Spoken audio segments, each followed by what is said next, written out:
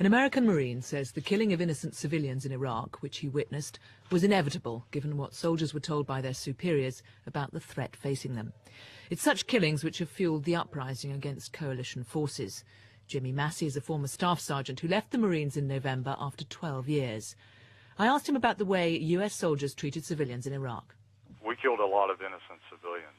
We were given intelligence reports at that time saying that the Fedayeen and the Republican Guard had taken off their uniforms and had started wearing civilian clothes and were mounting attacks against the U.S. forces in Baghdad. They were telling us that there was ambulances that were loaded with explosives, that they were using cop cars, for suicide bombings. So when we went into Baghdad, my Marines were pretty hyped up on all this intelligence reports. We didn't know who the bad guy was. To us, every civilian in Baghdad was a terrorist. There was no other way for us to look at it. So when we would have these civilians come into our checkpoints with their vehicles, we would fire a warning shot and tell them to stop. But if they came within our perimeter, we lit them up. And every time we lit them up, we were expecting to have secondary explosions or hear ammunition go off in the car.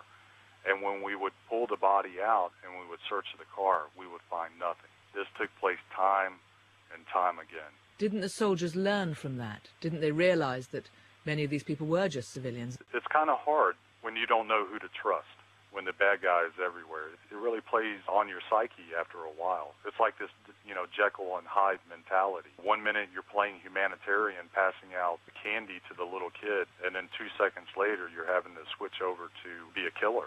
So there was nothing actually senior command could have done to try to change the way that the U.S. military were behaving? The rules of engagement are determined by the intelligence reports that we receive. If the intelligence reports say that these individuals, these Fedayeen, are now in civilian clothes, that makes everybody free game.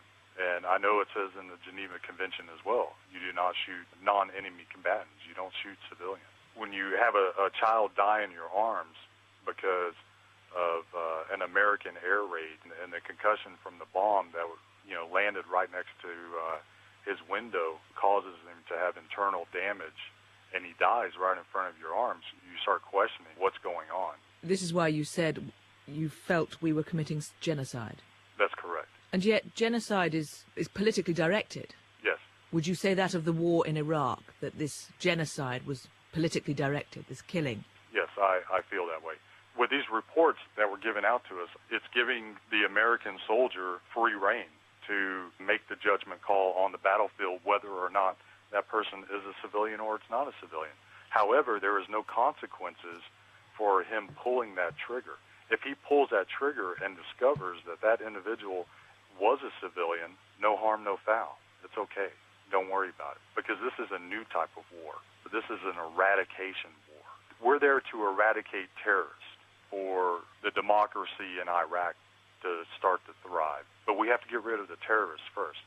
But what happens if you don't know who the terrorists are? What happens when you think that the kid that you see pedaling his bicycle, he looks 14 years old, but he could be a terrorist? And then, you're following and you see him doing something shady, like pulling out an AK or something like that he's got hid behind a shed. So you decide to pop him in the Grape, shoot him in the head, and then you go over and you find out that the weapon that he was picking up didn't even work. It didn't even have the internal parts within the machine gun to fire. So wouldn't that make you a killer if you'd done something like that? You obviously felt very uncomfortable about this, and you went to your superiors. What did they say? After quite a few of the civilian casualties that we had taken over there, I was really at a boiling point. And we were at a morning battle plan meeting. My lieutenant, after the meeting, came up to me and asked me if I was feeling okay. And I told him, no, I wasn't feeling okay.